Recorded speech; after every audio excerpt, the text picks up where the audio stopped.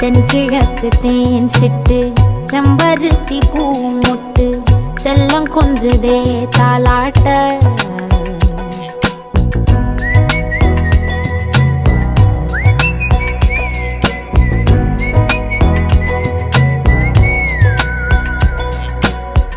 எத்தனையோ காலம் வாராத வானவில் வந்தது போலி பேச